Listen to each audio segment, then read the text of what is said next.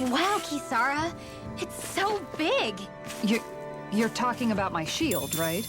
It has been 5 years since the release of Tales of Berseria. Now, to a Final Fantasy fan, 5 years may sound like amateur numbers, but it's actually the longest wait between major titles that the Tales series has ever seen. And for a good reason. The developers over at Bamco wanted to put all of their effort into making Tales of Arise a sort of step up for the series. And after playing the demo multiple times, a step up this is indeed. For starters, this game uses Unreal Engine 4, and it is painfully beautiful, especially their Shield Lady. With games like Genshin Impact, Dragon Quest XI, Persona 5, we've seen some very beautiful anime graphics from JRPGs over the years. All of the beautiful vistas in this demo looked like paintings. Each of the character models is lovingly detailed, vibrant colors, fluid animations, and if you told me this time last year I'd be simping over the graphics in a Tales game, I probably would have thought you were out of your mind. And don't get me wrong, the Tales games have never been ugly or anything. In fact, I quite appreciate their visual style. But the visual prowess of this one is something to behold.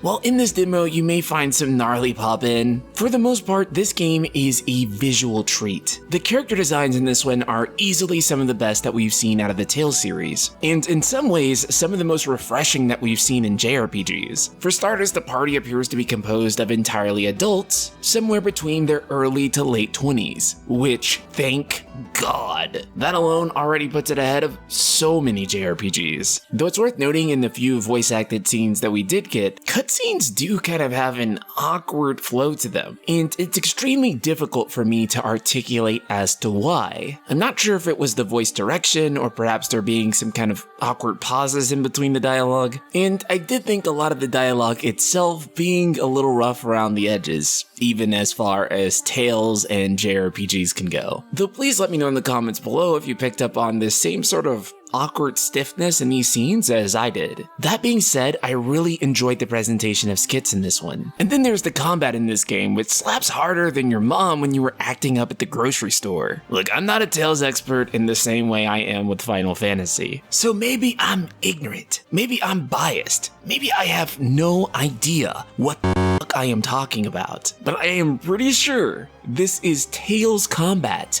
refined to perfection. Each of the characters has their own unique playstyle. However, it was Law and Kisara, aka Shield Lady, that were truly the outstanding ones for me. Law uses hand-to-hand combat, and ultimately he felt a lot like Tifa does in Final Fantasy VII Remake. Doing combos and evading with him simply feels like a treat to do. There's just this absolutely pristine flow to everything in it. Switching between characters on the fly, staggering an enemy then following it up with a team attack. Boy, you know you comboing when the frame rate starts chugging. That all being said, many of you will be better off avoiding playing this game on normal mode. I am absolutely not a seasoned action game veteran. However, I just found this demo way too easy on normal, and I want to feel these cheeks get bruised up a little, you know? And that's why I completely recommend using moderate, which despite the name is just regular hard mode, or hard, which is actually the game's equivalent of very hard mode. I played the demo the first time on normal, but then subsequent times on hard. I simply feel for more seasoned players, the game is just going to feel far more engaging on its harder difficulties. The demo is honestly extremely short, and if you wanted to just run through it in 15 or 20 minutes, you totally can. There's a small area to explore, but it's nothing massive. But what this demo does do is give you a good taste of combat and what the full game will actually feel like. From its incredibly gorgeous designs and extremely engaging combat, the only major thing that remains to be seen for this game to nail for me is the story.